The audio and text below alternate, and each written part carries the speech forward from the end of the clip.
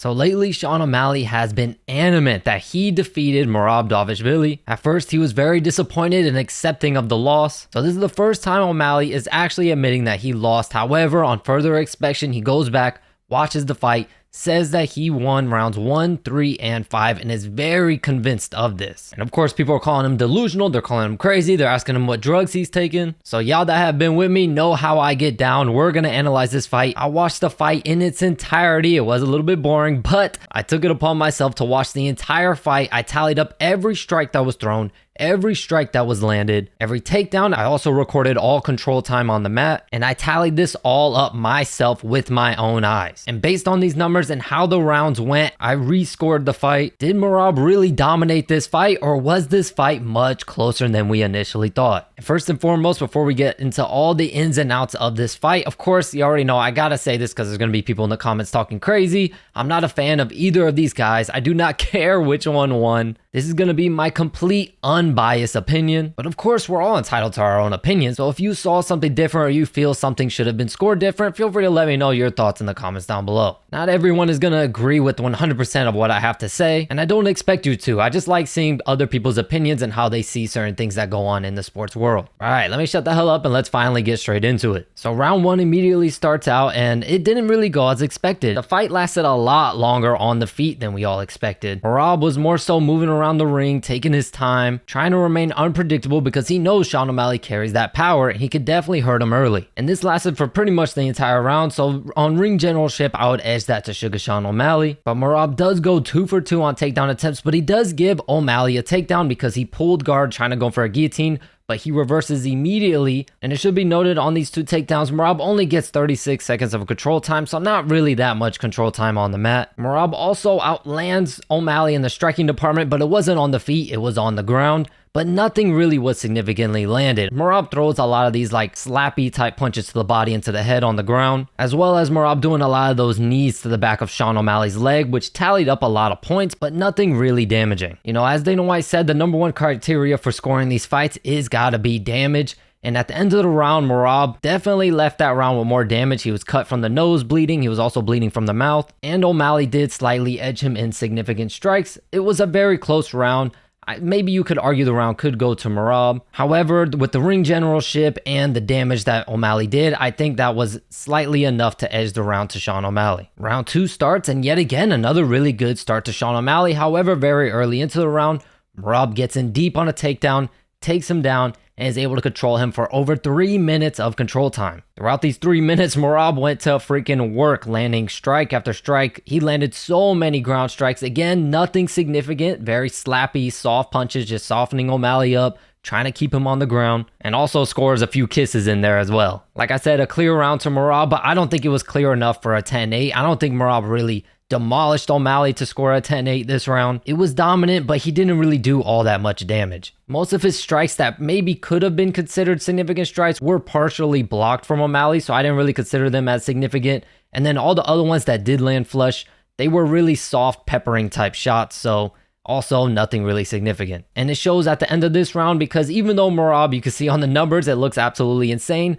going to the corners, O'Malley still doesn't really show any damage on his face. But this is where things get interesting because round 3, I think, is the deciding factor of this fight. I think this round 100% determined the outcome of this match. In this round, Sean O'Malley did a really good job at defending the takedowns. On 5 attempts, Merab was only able to get O'Malley down 1 time for only 25 seconds. And you can see Merab does outland Sean O'Malley, but it was pretty much all leg kicks. It was mostly Merab having Sean against the fence, kneeing him to the back of the leg, or even in space, landing a few of those little calf kicks. Merab able to land a significant strike by kneeing Sean O'Malley in the head when he had him up against the fence as well. And towards the end of that round, it was looking like a clear Merab round, but Sean O'Malley at the very end, O'Malley starts to rally back a little bit. He lands a few really good significant strikes on Merab, including a knee to the head. This round on paper, I could see maybe, Merab getting an edge in the numbers, but like I said, a lot of those strikes were due to leg kicks, so I don't really know how much you'll score those unless they're,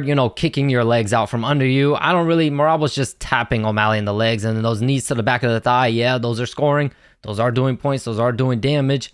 However, I don't think they're really doing that much damage. And in my personal opinion, if you're going to score heavy for takedowns, you need to at least give his opponent some credit for defending takedowns. Sean O'Malley defended a lot of takedowns in this round. And then also going back to the corner, Merab Dvalishvili is also cut on the corner of his left eye. And on the face of Sean O'Malley, all he has is a little bit of bruising on his forehead. So this is a very freaking tough round to score because throughout the entire round, you could say Merab easily took the round, but Sean O'Malley rallied back at the very end. I think there's an argument for either side. I think you could argue that Sean O'Malley took it. I think you can argue that Merab Dvalishvili took it. But here's a couple things why I'm going to give it to Sean O'Malley. Number one is because on commentary, you can clearly hear that they're saying that that was Sean O'Malley's best round, which maybe I would agree with since he defended so many takedowns. He did really well defending the takedowns, but also because of that cut on Merab's left eye. Just like I said earlier in the video, the main criteria in scoring these is damage. And like I said, you look at O'Malley, he's just a little bruising on the forehead.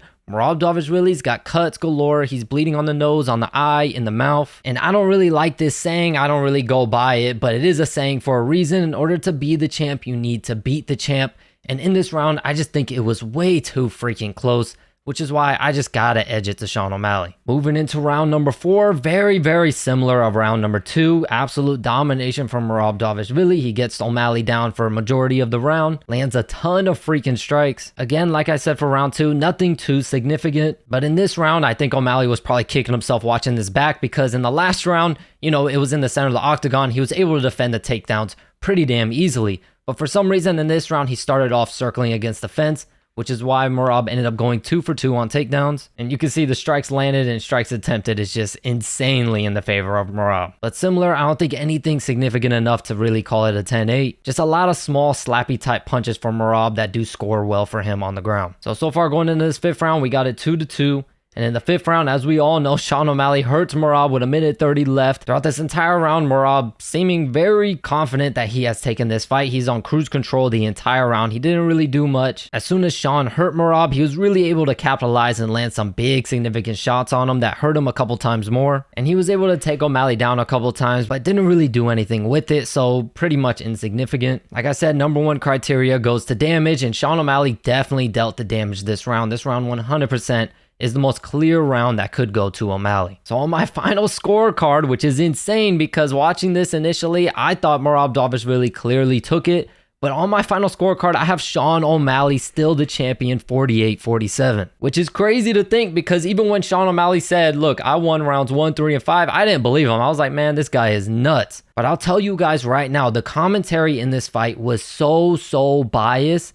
You really need to turn that volume down and rewatch this fight if you really want to see how the fight went down. The commentary is super freaking biased, and with Daniel Cormier there, of course, he's gonna favor the wrestling aspect. I think if you really turn the volume down and you watch this fight as I did and I scored it here, you'll have a different outlook. Maybe you don't have O'Malley winning because the fight was super close. Them giving it to Merab isn't a robbery in whatsoever any way, fashion. But having it 3-2 O'Malley or 3-2 Merab, I think is very fair, you know, and we all make that mistake listening to commentary and believing everything they say. Hell, I did it. I thought Merab clearly won the fight, but the fight was definitely a lot closer than we initially thought. And I don't really fault O'Malley for thinking that he won 3 rounds to 2, but it's close enough to have no problem with them giving it to Merab. That 3rd round, it's just insanely close, and you never know. You know, a lot of judges score takedowns like as if you knocked a guy down. So I just think what kind of lost O'Malley in this fight initially in the judges' eyes was that O'Malley wasn't active enough on the feet. You know, you could look at his striking numbers now compared to his last fights. He just wasn't as nearly as active as he used to be, but it's because of the threat of the takedown. The more strikes he throws, the more kicks he throws, which is a big part of his arsenal. The more body kicks, the more head kicks he throws, the more he risks Merab catching it and taking him down. But overall, I think it was a freaking close-ass fight. I think it could have gone either way. But feel free to let me know your thoughts in the comments down below. Let me know if you agree, you would disagree. And as always, I thank you all so much for the support, and I'll catch you in the next video.